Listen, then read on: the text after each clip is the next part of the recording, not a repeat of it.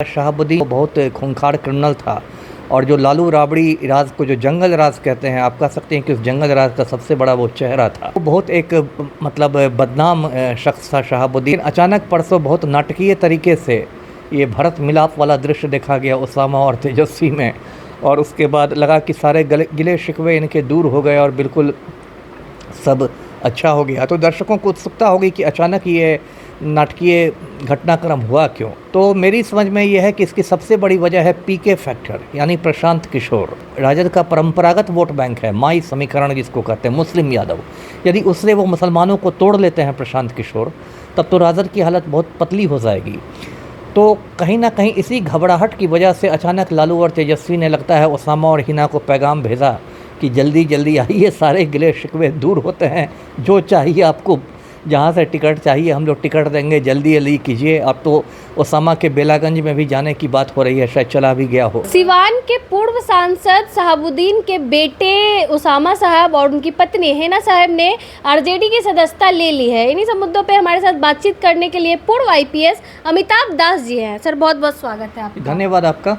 Sir, क्या लग रहा है, अचानक से दोनों परिवार में दूरियां बढ़ जाती हैं, फिर अचानक से दोनों साथ आ जाते हैं? जी, ये दर्शकों को पता होगा, ये परसों की बात है। बिहार में एक बड़ी राजनीतिक घटना हुई है। जो मोहम्मद शहाबुद्दीन था, बहुत माफिया सरगना था, उसकी पत्नी हिना और उसका बेटा उसामा दोनों राजद में शामिल हो गए हैं, लालू यादव की मौजूदगी में, तेजस्वी की मौजूदगी में। अब शहाबुद्दीन के बारे में दर्शकों को पता ही होगा। शहाबुद्दीन जो है वो बहुत खूंखार क्रिमिनल था और जो लालू राबड़ी राज को जो जंगल राज कहते हैं, आप कह सकते हैं कि उस जंगल राज का सबसे बड़ा वो चेहरा था। और लगभग एक दशक तक शहाबुद्दीन ने सिवान में पूरा अपने दहशत का राज कायम किया हुआ था। और एक चंदा बाबू थे, व्यवसायी थे, उनके दो बेटों को उसने तेज़ाब से लाकर मार डाला था। तीसरे बेटे की गोली मारकर हत्या करवा दी थी।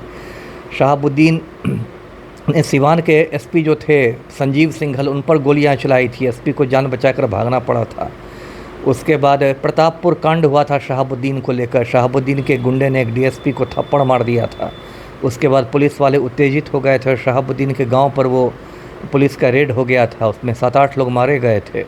शहाबुद्दीन के बारे में कहते हैं कि बुर्का पहन के भागा था।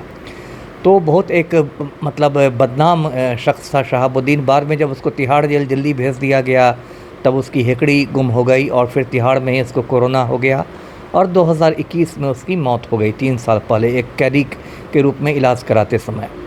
तो ये तो शहाबुद्दीन की कहानी। उसके बाद से तो 3 साल बीते हैं, 21 से 24 तक। उसमें देखा गया कि राजद जो है वो शहाबुद्दीन के परिवार से एक दूरी बनाने लगा है। मतलब ऐसा था कि तेजस्वी यादव सिवान जाते भी थे तो हिना साहब से नहीं मिलते थे। मुझे लगता है बीच में शहाबुद्दीन की बेटी की शादी भी हुई थी, उसमें भी ये लोग नहीं गए थे कोई। और उसके बाद जो लोकसभा चुनाव अभी कुछ महीने पहले हुए, उसमें भी हिना साहब को टिकट नहीं दिया राजद ने, अवध बिहारी चौधरी को दिया। तो एक तरह से दोनों के बीच दूरियां बढ़ने लगी थी। लेकिन अचानक परसों बहुत नाटकीय तरीके से ये भरत मिलाप वाला दृश्य देखा गया उसामा और तेजस्वी में, और उसके बाद लगा कि सारे गिले शिकवे इनके दूर हो गए और बिल्कुल सब अच्छा हो गया। तो दर्शकों को उत्सुकता होगी कि अचानक ये नाटकीय घटनाक्रम हुआ क्यों। तो मेरी समझ में ये है कि इसकी सबसे बड़ी वजह है पीके फैक्टर, यानी प्रशांत किशोर। प्रशांत किशोर ने अपनी पार्टी बनाई है जन स्वराज पार्टी, और जिस तरीके से वो मुसलमानों को जोड़ रहे हैं अपनी पार्टी से, उससे लालू और तेजस्वी में टेंशन हो गया है। और प्रशांत किशोर खुलेआम कह रहे हैं कि मैं 75 मुसलमानों को टिकट दूंगा विधानसभा चुनाव में। और वो ये भी कह रहे हैं कि मुसलमान जो हैं वो राजद के लालटेन में किरासन तेल बन के जल रहे हैं इतने दिनों से, तो मैं लालटेन का किरासन तेल ही निकाल दूंगा, वगैरह वगैरह। सिर्फ उन्होंने कही ही नहीं है बात, अभी बेलागंज उपचुनाव में उन्होंने मोहम्मद अमजद को खड़ा भी कर दिया है, एक मुस्लिम को। तो लालू और तेजस्वी को बहुत टेंशन हो गया है कि भाई जो राजद का परंपरागत वोट बैंक है, माई समीकरण जिसको कहते हैं, मुस्लिम यादव, यदि उससे वो मुसलमानों को तोड़ लेते हैं प्रशांत किशोर, तब तो राजद की हालत बहुत पतली हो जाएगी। तो कहीं ना कहीं इसी घबराहट की वजह से अचानक लालू और तेजस्वी ने लगता है उसामा और हिना को पैगाम भेजा कि जल्दी जल्दी आइए, सारे गिले शिकवे दूर होते हैं, जो चाहिए आपको, जहाँ से टिकट चाहिए हम लोग टिकट देंगे, जल्दी जल्दी कीजिए। अब तो उसामा के बेलागंज में भी जाने की बात हो रही है, शायद चला भी गया हो। तो ये पीके फैक्टर की वजह से अचानक ये मिलन हुआ है। जी, कहना कहना चाह रहे हैं आप प्रशांत किशोर की वजह से दोनों में भरत मिलाप हो गया? बिल्कुल बिल्कुल, अभी देखकर ऐसा ही लग रहा है। इतनी जो हड़बड़ी है कि अभी देखिए 13 नवंबर को उपचुनाव है, बेलागंज में मतदान है। इतनी हड़बड़ी में उपचुनाव के पहले जिस तरह से इन लोग को ले लिया गया, उससे लगता है कि प्रशांत किशोर की वजह से बहुत दबाव में आ गए हैं लालू और तेजस्वी। इनको लग रहा है कि मुस्लिम वोट बैंक हमारा छिटक ना जाए, तो उसको छिटकने से रोकने के लिए इन लोग को लाया गया है। जी, लोकसभा चुनाव के समय सर हमने देखा कि निर्दलीय चुनाव हिना साहब ने लड़ा, कितने भी मनाने की कोशिश की गई लेकिन तालमेल नहीं बैठ पाया अचानक से। लेकिन क्यों, कुछ तो डील होगी? हाँ, अब डील तो राजनीति में तो बिना डील के तो कुछ नहीं होता है ना। कोई भी है तो उसामा, देखिए डील मुझे जो लगता है, ऐसे तो असली डील क्या हुई है वो तो वही लोग जाने, लेकिन मुझे ये लगता है कि उसामा को तो विधानसभा में टिकट मिलेगा ही मिलेगा राजद का, और हिना साहब को कहीं ना कहीं से राज्यसभा में भेजने की पेशकश की गई होगी। मुझे लगता है इससे कम पर दोनों मानेंगे नहीं, तो कम मिनिमम सौदा यही होगा कि उसामा को विधानसभा में और हिना को राज्यसभा में। जी, क्या लग रहा है सर, उसामा साहब के साथ आने से तेजस्वी यादव दोनों मिल के मुस्लिम वोटर जो है इनके तरफ आएंगे आरजेडी के साथ? अब बहुत ज़्यादा तो नहीं लग रहा है, क्योंकि उसामा इतना बड़ा भी नेता नहीं हुआ है कि पूरे बिहार में उसका डंका बजता हो और उसके कहने पर सारे मुसलमान इधर से उधर हो जाएं। ऐसी बात भी नहीं है। अगर ऐसा ही रहता तो हिना 3 बार चुनाव लड़ चुकी है सीवान से और तीनों बार हारी है। तो जब अपने सीवान में, अपने गढ़ में हार जाती है चुनाव, तो पूरे बिहार में ये सोचना कि वहाँ भी इसका असर है।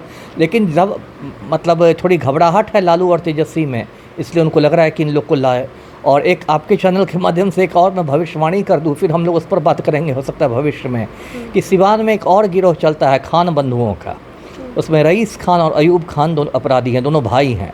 पहले ये लोग शहाबुद्दीन के ही साथ थे, बाद में इन्होंने अलग गिरोह बना लिया, रईस खान और अयूब खान। और अब देखिए उसामा राजद में आ गया ना, तो मैं भविष्यवाणी कर रहा हूँ आपके चैनल पर कि 1-2 महीने के अंदर ही, बहुत जल्दी, दोनों खान बंधु पलटू के साथ आ जाएंगे, जेडीयू के साथ, जदयू में शामिल हो जाएंगे। ऐसी खबरें चल रही थी कि जो हिना साहब है वो जेडीयू में जा सकती हैं, लेकिन वो आरजेडी में चौंकाने वाला। हाँ, बीच में खबरें थी। देखिए खबरें तो बीच में ये भी थी कि हिना साहब ओवैसी की पार्टी में भी जा सकती हैं, जो AIMIM है, ऑल इंडिया मजलिस-ए-इत्तेहादुल मुस्लिमीन, ओवैसी की पार्टी से भी बीच में खबर आ रही थी कि हिना साहब उसमें भी जा सकती है।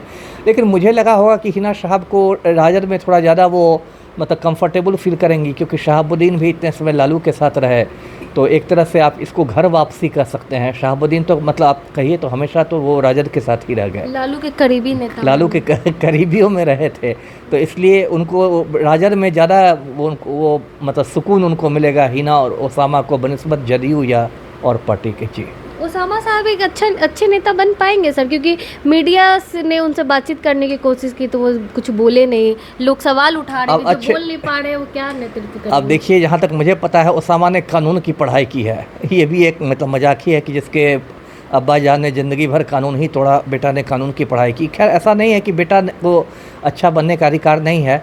अगर उसामा सच में अच्छा बनना चाहते हैं तो सबसे पहले तो उनको अपने पिता के पदचिन्हों से दूर होना पड़ेगा। यदि वो भी अपने अब्बा जान के ही नक्शे कदम पर चलेंगे तो फिर वो भी एक बदनाम शख्सियत के रूप में उभरेंगे। जी, और 4 सीटों पे उपचुनाव है सर, क्या लग रहा है इसका कुछ असर पड़ेगा दोनों के साथ आने से?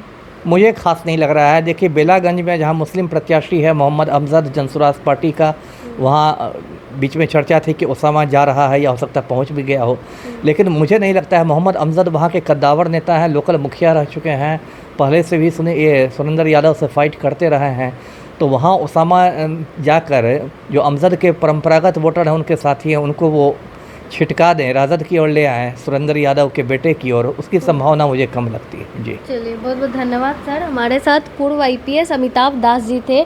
बाकी देखना होगा उसामा साहब और तेजस्वी यादव की जोड़ी जो है विधानसभा चुनाव में क्या कमाल करके दिखाएगी, क्या मुस्लिम वोटर्स जो है वो आरजेडी के साथ जाएंगे। आपकी क्या राय है कमेंट बॉक्स में ज़रूर दें। धन्यवाद।